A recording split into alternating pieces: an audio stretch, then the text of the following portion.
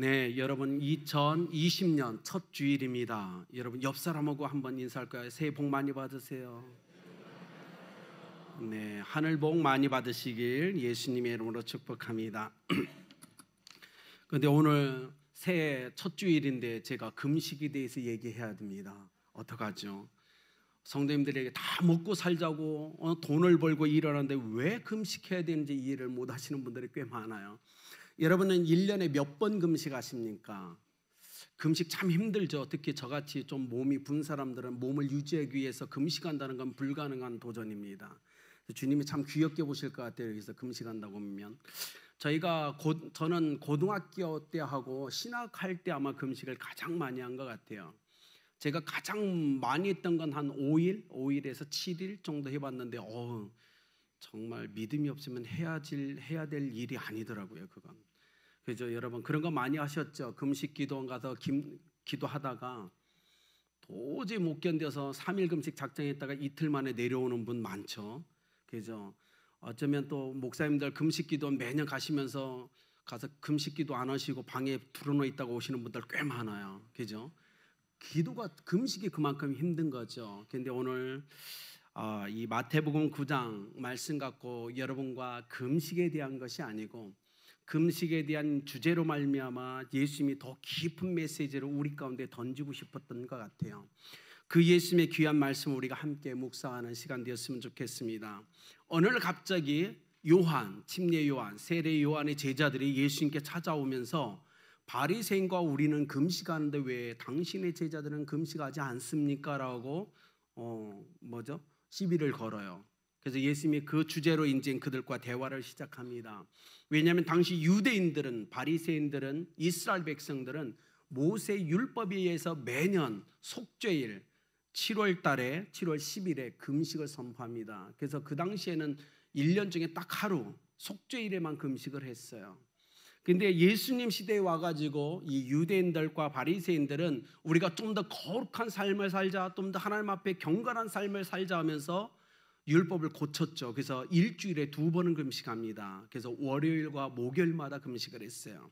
누가복음 18장에 나오죠. 그죠? 세리하고 바리새인이 성전에 가서 기도하는 것. 예수님이 그 비유를 끄집어내서 뭐라고 얘기하냐면 너희들은 온전한 금식을 하지 않고 있다. 그 금식을 통해서 너의 경건함을 자랑하고 있고 다른 사람을 비판하며 판단하고 있다라고 그들이 잘못된 금식을 끄집으셨습니다. 그리고 오늘 또 예수님이 첫 번째로 그 얘기를 해줘요. 너희들이 금식에 대해서 얘기했으니 내가 금식에 대해서 이야기해 주겠다라고 하면서 오늘 말씀을 이야기합니다. 신랑이 이 땅에 왔고 잔치는 시작됐다. 신랑과 함께 참석한 사람들은 뭐예요?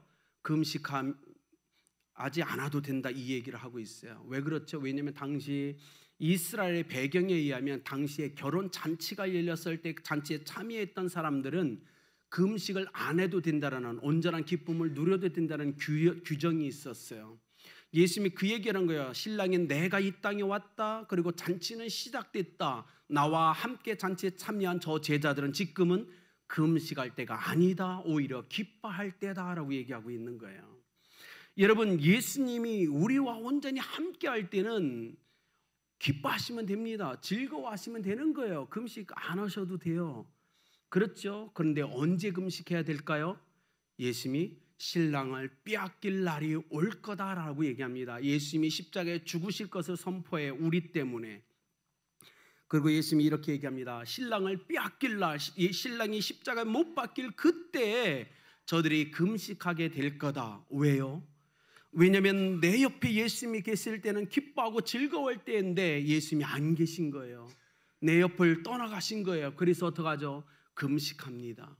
우리의 인생에서 우리가 진정한 금식을 언제 해야 될까요? 여러분 예수님을 믿고 열심히 사는데 어느 순간 예수님이 나와 함께 하시는 것이 느껴지지 못할 때, 내 죄 때문에 성령의 거룩한 임재와 기름 부심이 임하는 것들을 느끼지 못할 때, 하나님과의 관계에 끊어져서 하나님이 떠나간 것 같은 그 고통이 우리 가운데 올 때 우리는 금식해야 돼요. 주님이 그 얘기를 하고 있는 거예요. 신랑 대신 주와 함께 할 때는 우리가 기뻐할 때지 금식할 때가 아니다. 그러나 그 신랑을 빼앗기는 그때 우리는 금식하고 하나님과의 거룩한 관계를 회복해야 된다라고 얘기합니다.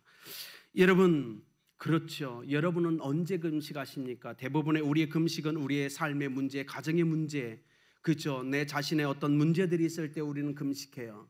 그러나 주님이 이렇게 얘기하는 것 같아요. 나와 상관이 없는 금식을 멈춰라 라고 얘기하는 것 같아요. 우리의 금식, 이제 우리가 금식할 때 우리는 주님을 바라봐야 됩니다. 우리 금식의 중심에 예수 그리스도가 있어야 된다고요. 그 얘기를 우리에게 먼저 하고 있는 겁니다. 여러분, 오늘 예수님이 여러분과 함께 하십니까? 그렇다면 여러분 금식 안 하셔도 돼요. 기뻐하세요. 즐기세요. 주께서 나와 함께 하심에 대해서 확신하시고 모든 걸 맡기시고 기뻐하시면 되는 거예요.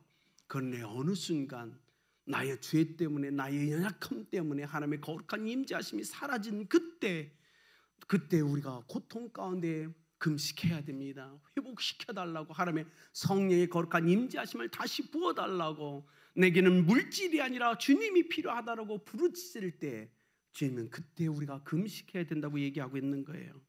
오늘 이 말씀을 통해서 이 금식에 대한 교훈보다 더 깊은 곳으로 여러분을 좀 인도해 가고 싶습니다. 세 가지의 교훈을 나누고 싶어요. 첫째, 여러분은 유연하십니까? 생각이 유연하십니까? 행동이 유연하세요? 삶의 태도가 유연하십니까? 말이 유연하십니까? 주님이 첫 번째로 우리에게 주시는 것은 유연성을 길러라 라고 교훈하십니다. 16절, 생배 조각을 낡은 옷에 붙이는 자가 없나니 이는 기운 것이 그 옷을 당겨 헤어짐이 더하게 되며. 생배 조각 뭔지 아세요? 저는 잘 몰랐어요. 솔직히 예전에는 생배는 뭐냐면 방금 짠 옷감이에요. 한 번도 빤 적이 없는. 그래서 어떻게 해요? 물에 빨고 나면 얘가 신축성, 이 유연성이 있어서 오므라들어요. 그죠? 수분이 날아가면서 오므라들어요. 그래서 주님이 얘기는 이겁니다. 깨끗한 이 생배 조각을 이미 낡아진 옷에 붙였다가 빨고 나면 얘가 신축성이 오므라들면서 어떻게 돼요? 옷이 찢어진다는 거예요. 왜냐하면 낡은 옷은 신축성이 없거든요. 너무 오래 있어서. 그래서 주님이 우선 그 얘기를 합니다. 근데 희한하죠. 왜 그 얘기를 할까요? 이 얘기예요. 율법의 시대를 지나서 이젠 믿음의 시대, 은혜의 시대에 성령의 시대가 임했어요. 신랑이 이 땅에 오면서 시작됐는데 뭐예요? 변화를 거부합니다. 예전에 보수적인 생각, 전통적 생각에 얽매여 있어서 예수 그리스도를 영접해야 되는데 그들은 영접하지 않아요. 그래서 주님의 눈에 보기에 영적으로 그들은 낡은 옷이 되어 있는 거예요.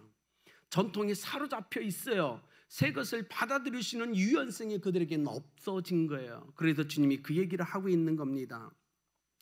새 것을 받아들이기 위해서 너는 새 것이 돼야 된다라고 얘기하는 거예요. 이건 놀라웠겠죠.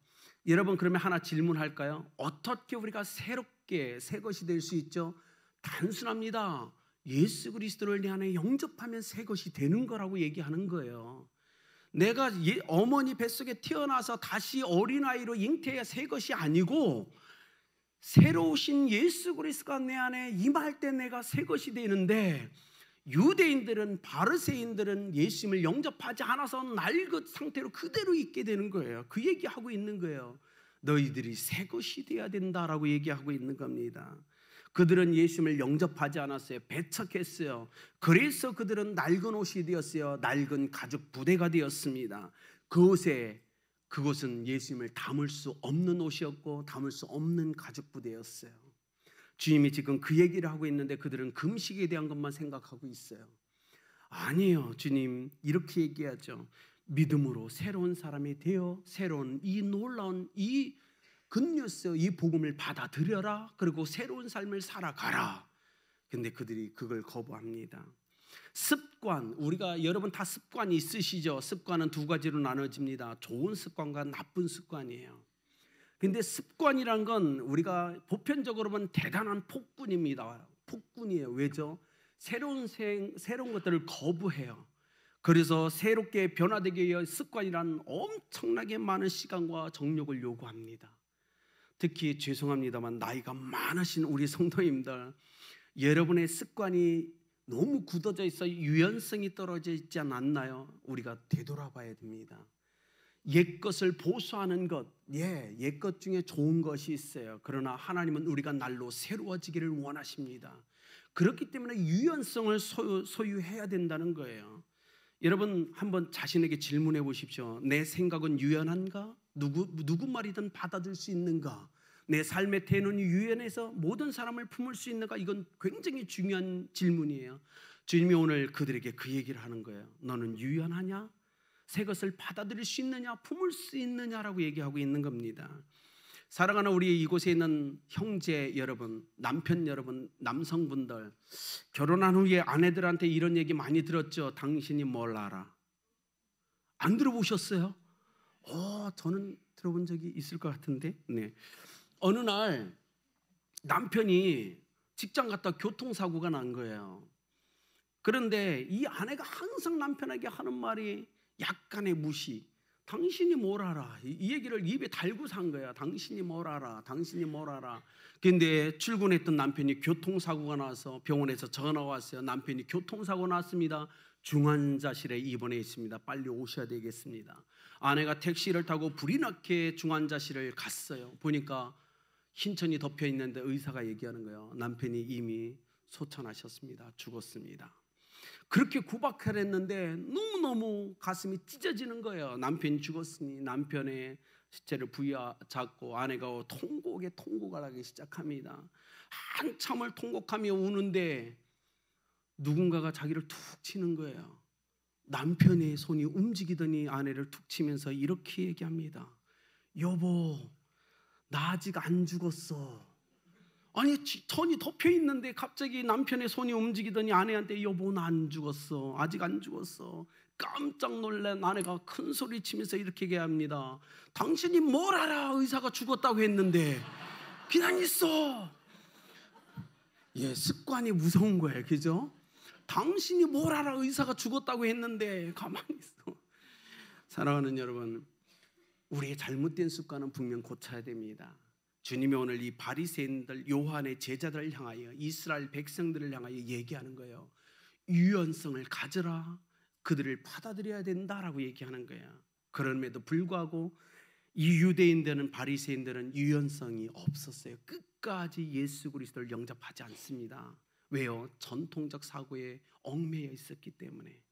우리는 돌파해내야 됩니다. 예수님 고린도후서 15장 17절 누구든지 그리스도 안에 있으면 새로운 피조물이라. 우리는 이미 생배 조각이 되었습니다. 우리는 이미 새 가죽 부대가 되었음을 믿으시길 바랍니다. 우리는 이미 새 것이 되었어요. 그러나 여기에서 멈추면 안 된다는 겁니다. 주님의 말씀 두 번째는 이거예요. 새롭게 되라라고 얘기합니다. 낡은 가죽 부대에 술을 새롭게 담아서 부어놓으면 어떻게 될까요? 술이 발효되면서 팽창하기 때문에 찢어진다는 거예요. 그러면 어떻게 되죠? 부대도 찢어져서 버려야 되고 새 술도 어떻게 해요? 의미가 없어지는 거예요. 가치가 없어지는 거예요. 주님이 오늘 그 얘기를 하면서 이렇게 하죠. 만약에 낡은 가죽 부대에 새 포도주를 넣어서 그것이 터진다면 새 포도주에 대한 가치가 상실된다는 거예요. 네가 했던 모든 수고가 헛것이 된다라고 얘기하는 겁니다. 그렇기 때문에 새 술은 그 가치를 지켜내기 위해서는 새 부대가 필요하다고 얘기하는 거예요. 그래서 어떻게 해요? 유대인과 바리새인들이 예수 그리스도를 영접하지 않고 낡은 가죽 부대로 존재했기 때문에 예수님은 뭐예요? 새로운 가죽 부대를 만들어내셔야만 됐어요. 그래서 끊임없이 천국 복음을 선포하면서 자기를 따르는 사람들 중에 제자를 선택합니다. 그들은 새 가죽 부대가 되기 위해서 끊임없는 주님 앞에 훈련되고 연단되죠. 여러분, 이것은 놀라운 거예요. 그러나 여러분 믿으시길 바랍니다. 여러분 새 가죽 부대가 이미 되었습니다. 왜냐하면 예수 그리스도께서 우리 안에 계시기 때문에 우리는 이미 새 것이 된 거예요. 생배 조각이 된 것입니다. 그런데 주님의 말씀은 거기에서 멈추지 말라라고 얘기하는 거예요. 우리는 계속 변해야 되고 성장해야 되고 성숙해야 된다고 얘기하는 거예요. 여러분, 우리 핸드폰 다 갖고 계시죠? 예전에 저희 처음 나왔을 때 아날로그 핸드폰 썼잖아요. 그냥 누르기만 하면 됐잖아요. 그죠? 어느 날 디지털 핸드폰이 나온 후에 여러분 당황하지 않으셨어요? 전화가 왔는데 아무리 눌러도 안 돼요. 싹 옆으로 밀면 되는데 이걸 몰라서 단추란 단추 다 눌러보고 콕콕 찍어보는데 안 돼. 경험 있으시죠? 안 그런가요? 세대가 변하면서 우리도 변하고 바뀌어가야 된다는 거예요. 안 그래? 여러분 핸드폰이 좋긴 한데 문제는 뭐예요? 요즘은 비밀번호 걸으라고 그러죠. 패턴 막 그리라고 그러죠. 까먹어서 고생하신 분들 있지 않아요? 그냥 나는 아날로그 쓸래 하고 집어 던지신 분 혹시 있지 않나요? 중요한 건 세대는 바뀌는데 우리는 멈춰 있으면 안 된다는 겁니다. 주님이 한국교회 주시는 많은 교훈 중에 하나도 동일하다고 저는 생각합니다. 세대는 바뀌어가고 있어요. 아주 빠른 속도로 문화는 발전해 가고 있는데 문제는 교회는 멈춰져 있어요. 아직도 전통을 고수하고 있어요. 이것이 문제죠. 우리 차세대를 담아낼 수 있는 우리는 새로움이 있어야 되는데 기성세대만 담아낼 수 있는 그릇이 되어서 차세대들이 교회를 떠나는 것 아닐까요? 주님이 우리에게 주신 교훈은 분명합니다. 우리 교회는 차세대를 담아낼 수 있는 그릇이 돼야 돼요. 감사하게도 아름다운 공동체는 이미 그것을 잘하고 있어요. 깍공부에서부터 아동처, 중고등부, 대학 청년부, 그래도 감사한 건 저희 교회는 아직도 차세대를 담아낼 수 있는 가족 부대로서 존재하고 있다는 겁니다. 그러나 여기에 멈추시면 안 되죠. 더 우리 가족 부대는 더 성장해야 되고 성숙해야 된다고 주님은 말씀하고 있는 거예요. 여러분, 새로운 가족 공동체를 주님은 세우셨어요. 그곳에 복음을 담게 하시기 위해서. 역대상 12장 32절에 이렇게 얘기합니다. 이사갈 자손 중에 시세를 알고 이스라엘이 마땅히 행할 길 것을 아는 우두머리가 200명이니 그들은 그 모든 형제를 통솔하는 자이며. 제가 굉장히 좋아하는 성경 구절인데 아름다운 교회 올 때도 이 말씀 붙잡고 제가 기도했어요. 지금 다윗이 도망자 신세가 되었습니다. 도망하고 있는데요, 여기저기에서 또돌이 사람들이 몰려오기 시작하는데 그들이 몰려와서 큰 군대를 이루었다라고 역대상은 얘기합니다. 근데 여기저기서 떠도들이 몰려서 큰 하나님의 군대를 이루었는데 그 중에 이사갈 지파가 있었어요. 근데 이사갈 지파 역대상 12장 32절에 이렇게 합니다. 이사갈 자손 중에 시세를 안다. 시세를 아는 지혜자들이 그곳 가운데 있었어요. 다윗의 상황, 그들의 상황, 그리고 이 세대의 흐름을 정확히 알고 있는 지혜자들이 다윗 안에 있었어요. 그리고 이스라엘 마땅히 행할 것을 아는 우두머리였다고 얘기합니다. 그들은 지혜로운 자였어요.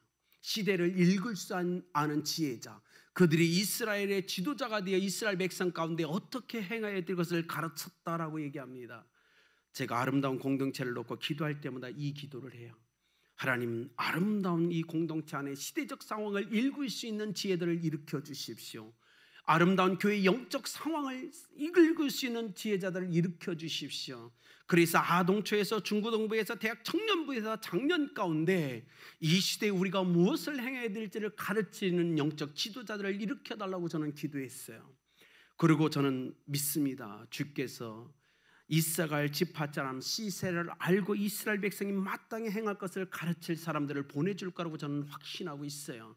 아니요, 주님이 보내주지 않는다면 여러분 가운데 그런 지혜자가 일어날 거란 저는 확신을 가지고 있습니다. 그건 왜일까요? 왜냐하면 전통을 벗어내야 되기 때문에 그래요. 우리가 멈춰진 우리 세대를 새롭게 해내야 되기 때문에 주님은 이 시대의 교회 가운데 그런 사람들을 요구하고 있다고요. 그렇기 때문에 사랑하는 성도님들, 유대교는, 이스라엘 백성들은, 그 바리새인들은 예수 그리스도로 말미암아 부어진 복음을 담을 수 있는 능력이 안 됐어요. 낡아 빠져 있었거든요. 그러나 이젠 주님은 말합니다. 보수적이고 배타적인 모든 것을 떠나서 아름다운 공동체는 새 부대가 되어야 된다고 얘기하는 거예요. 우리는 성장해야 됩니다. 우리의 성장이 열려 있어야 돼요. 주께서 주시는 새로운 것들을 충분히 담고 우리가 그것을 감당할 수 있는 사람이 되어야 된다라고 얘기합니다. 마태복음 16장 18절, 내가 이 반석 위에 내 교회를 세우리니 음부의 권세가 이기지 못하리라. 예수님은 복음을 담을 수 있는 새로운 공동체를 일으키셨어요. 그것이 교회인 것입니다. 교회가 날마다 새롭게 하나님 앞에 성장하고 성숙되어 가지 않는다면 우리는 이 시대를 담아낼 수 없습니다. 복음으로 이 시대를 감당하지 못한다는 거예요. 그렇기 때문에 사랑하는 성도님들, 여러분에게 말합니다. 톨스토이가 러시아 기독교인들의 무능력함을 보면서 이렇게 얘기했어요. 기독교인들은 세상의 변화를 위해서 기도합니다. 세상의 변화, 인류의 변화에 대해서 그렇게 끊임없이 기도하면서 안타까운 건 자신들의 변화를 위해서는 기도하지 않는다는 겁니다 라고 톨스토이가 통곡을 했어요. 여러분은 어떻습니까? 가정의 변화, 이 대한민국의 변화, 인류의 변화를 기도하면서 여러분 자신의 변화를 위해서 기도하십니까? 이건 중요한 거예요. 하나님 앞에 우리는 기도해야 됩니다. 하나님, 나를 변화시켜달라고, 성장시켜달라고, 성숙시켜달라고 기도하셔야 돼요. 그래서 복음이 내 안에 충만히 임하고 머물러야 됩니다. 그런데 뭐죠? 낡아 빠져서 복음이 들어왔는데 복음을 감당하지 못하고 터져버리는 그 가족 부대가 되어서는 안 된다라고 주님 얘기하는 거예요. 세 번째로 주님이 말씀하시는 시대적 사명을 감당해야 된다고 얘기하는 겁니다. 시대적 사명을 감당하는 사람, 저는 우리 교회 성도님들이 됐으면 좋겠어요. 여러분 커피 좋아하시나요? 제가 커피를 마시면 안 되는데 커피를 자꾸 마셔서 목이 칼칼해져서 기침이 나와요. 조심해야 되는데, 한국의 여름 보십시오. 한국의 여름 온도가 계속 상승합니다. 그렇죠? 갈수록 더 뜨거워져서, 예전 저희 어릴 때는 사과를 대구에서만 뭐 이렇게 할 수 있다고 하는데 지금 뭐 강원도 태백에서도 사과가 나와요. 온도가 많이 상승했어요. 뜨거워졌죠. 그때 무엇이 여러분 당기십니까? 커피 아닌가요? 아이스 아메리카노. 뼛속까지 아주 시원하게 해주는 이 놀라운, 그렇죠, 시원한 촉매자를 하는 이 아이스 아메리카노의 행복을 여러분 아십니까? 여름에는요 시원한 냉수가 필요한 거예요. 아이스 아메리카노가 필요한 거예요. 그런데 한겨울이에요. 영하 10도로 떨어지고 눈이 펑펑 오면서 쌓이기 시작합니다. 모든 건 얼어붙었어요. 여러분 아이스 아메리카노를 원하십니까? 따뜻한 아메리카노를 원하세요? 그렇죠. 겨울이 되고 추위가 오면은 아이스 아메리카노는 자리를 내어줘야 됩니다. 사람의 마음에서 떠나가고 뜨거운 아메리카노가 우리의 삶의 마음에 자리 잡아야 되는 것처럼 시대가 바뀌고 있어요. 변화하고 있어요. 교회가 바뀌어야 된다는 겁니다. 머물러 있으면 안 된다고 주님은 얘기하는 거예요. 새 포도주는 새 부대에 담겨야만 의미와 가치를 보존할 수 있는 것입니다. 17절에 굉장히 중요한 말을 주님이 예시하십니다. 둘이 다 보존되느니라. 새 가죽 부대와 새 포도주가 함께 있을 때만 보존될 수 있는 거예요. 새 포도주가 낡은 가죽 부대에 담긴다면 그 가치는 잃어버린다는 겁니다. 놀라운 거죠. 보존한다, 다시 살게 한다, 더 적극적으로 삶을 유지하도록 돕는다라는 뜻이 보존하다라는 뜻입니다. 사랑하는 여러분, 예수 그리스도로 말미암아 새로운 피조물이 된 우리에겐 복음이 이미 있습니다. 그렇죠? 그런데 주님은 그것보다 더 적극적인 우리의 삶을 요구하신다는 건 아세요? 우리는 더 질기고 더 단단한 가죽 부대가 되어야 된다는 거예요. 제가 신앙생활을 하면서 이런 분들 많이 봤어요. 예수님을 영접하고 새 가죽 부대가 됐는데 아픔이나 고통이나 다인관계의 문제가 되니까 터져버려요.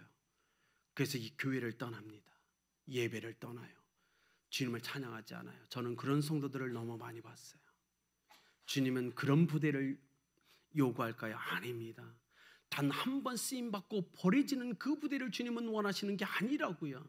우리가 새 가죽 부대가 되어 복음이 우리 안에 담겨졌을 때 그 복음을 갖고 땅끝까지 갈 수 있는 부대로 우리는 쓰임받아야 된다는 거예요. 담겨서 한국도 벗어나기 전에 터져버리는 그 부대를 주님은 원하시는 것이 아니라는 겁니다. 우리는 새 가죽 부대인데 튼튼하고 단단한 가죽 부대가 되어야 돼요. 주님이 왜 제자들을 3년 넘게 데리고 다니며 훈련시키셨을까요? 그들이 질긴 가죽 부대가 되고 단단한 가죽 부대가 되어 그들의 세대뿐이 아니라 또 다른 세대 또 다른 세대까지 복음을 이 세수를 전해줄 수 있는 그릇으로 쓰임받게 하길 원하셨기 때문에 훈련을 시킨 거예요. 이곳에 있는 우리는 더 질기고 단단한 가죽 부대가 되어야 됩니다. 한번 쓰임받고 버려지는 부대가 되면 안 된다는 거예요. 최소한 제가 원하기는 우리 아름다운 교회, 우리 모든 성도들은 정말 주님이 보기에도 정말 튼튼하다, 이 정도면 됐어라고 인정받는 가족 부대가 되었으면 좋겠어요. 그래서 우리가 땅끝까지 가도 끄떡없는 가족 부대, 우리 세대가 끝내고 우리 자녀들의 세대가 도래한다 할지라도 그때까지 복음을 담아내서 전해줄 수 있는 가족 부대, 한 세대가 지나고 또 다른 세대가 지나고 또 다른 세대가 임할 때에도 그때까지도 튼튼하게 쓰임받으시는 그 가족 부대로 쓰임받는 아름다운 교회가 됐으면 좋겠습니다. 그러기 위해서 우리는 비전을 품어야 돼요. 하나님께 기도하십시오. 하나님, 저는 지금 너무나 연약한 가족 부대라요, 언제 터질지 몰라요. 그런 성도님 있으십니까? 기도하십시오. 하나님이 훈련하시는, 연단하시는 그 과정에 기쁨으로 들어가십시오. 그래서 성숙하고 성장해 가십시오. 그래서 어떤 환난이나 고통과 어려움이 있어도 복음을 지켜낼 수 있는 자로 우리는 살아가야 됩니다. 어떤 환난이나 아픔이 온다 할지라도 내 안에 거룩한 가치인 이 복음이 있으니 그걸 지켜낼 수 있는 삶, 그것을 주님이 우리에게 원하시고 있어요. 저는 정말 우리 아름다운 교회가 이 시대를 지나서 원하기는 21세기를 지나서 22세기에도 튼튼하게 이 복음을 담고 복음을 전해주는 교회가 되었으면 좋겠어요. 그때가 되면 저는 이곳에 없겠죠. 우리는 없을 거예요. 그러나 우리가 지나간 후에 우리 차세대들이 그런 가족 부대가 되고 우리의 손자 손녀들이 그런 가족 부대가 되어 끊임없이 하나님 앞에서 쓰임을 받을 수 있다면, 오늘 주님은 주님께 찾아와서 금식에 대해 질문하는 그들에게 그 교훈을 하고 있는 거예요. 그 놀라운 이 가치를 한번 담았다 터져버리고 가치가 없어지는 그런 인생이 아니라 주님은 우리에게 더 질기고 단단한 가족 부대가 되기를 원하십니다. 여러분은 이미 새로운 가족 부대가 되었습니다. 그러나 여기에 멈추시면 안 됩니다. 아름다운 교회는 여기에 멈추지만 안 해요. 시대를 담을 수 있고 날마다 보지는 은혜를 담을 수 있고 성령의 거룩하심을 담아서 더 튼튼하고 단단한 가족 부대가 되어 주님이 원하시는 아프리카라면 아프리카까지 갈수 복음을 그 세수를 덜어 주어야 됩니다. 그것이 주님이 우리에게 원하는 거예요. 사랑하는 성도님 여러분, 오늘 2020년을 새로 시작하는 이 첫 주일에 저는 기도하면서 너무 많이 고민을 했어요. 하나님, 어떤 메시지를 우리가 갖고 하나님 앞에 걸어가야 될까요? 그러다 저는 기도했습니다. 2020년 사랑하는 성도님 여러분, 우리 교회에 변화가 일어나겠죠. 우리가 하고 있는 가정교회도 변화가 일어날 겁니다. 변화를 해야 됩니다. 아플 거예요. 여기 있는 성도님들 아플 거예요. 힘들 겁니다. 받아들이기 힘들 수도 있어요. 그러나 받아들이셔야 됩니다. 새로운 변화를 우리는 적응해야지 거기에 불편하면 안 돼요. 주님이 원하시는 21세기 이 시대에 원하는 그 그릇으로, 그 가족 부대로 우리가 변화를 시도하지 않는다면 우리 시대에 멈추고 말 겁니다. 그렇기 때문에 사랑하는 여러분, 제가 기도하고 하나님 앞에 올바른 선택, 결정을 내려서 우리가 함께 가자고 얘기할 때 기도하며 따라와 주시길 부탁드립니다. 아프더라도 우리는 가야 돼요. 우리의 다음 세대를 위해서 우리는 우리는 도전해야 됩니다. 우리가 하는 모든 예배 순서, 우리에게 너무 익숙해서 그 예배 순서가 바뀌면 힘들죠. 그러나 우리는 다음 세대를 위해서 변화를 줘야 돼요. 그들을 담을 수 있는 그릇이 되기 위해서 우리는 몸부림쳐야 된다는 겁니다. 많은 교회, 한국에 있는 수많은 교회에서 젊은이들이 떠나가고 나이 드신 분들만 자리를 잡는 유럽 교회처럼 변화되어가는 이유 중에 하나는 뭘까요? 변화하지 않아서 그래요.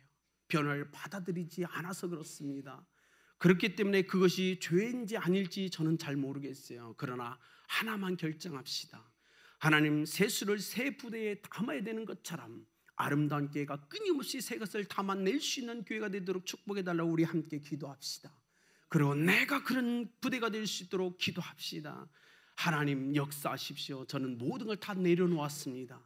하나님 하시고 싶은 일 마음대로 하세요. 아름다운 교회를 통하여 이 시대 가운데 하기를 원하는 그것 다 하십시오라고 헌신할 때 우리는 더 든든하고 질기며 단단한 주님이 원하시고 찾으시는 이 시대의 가족 부대로 쓰임을 받을 줄 믿습니다.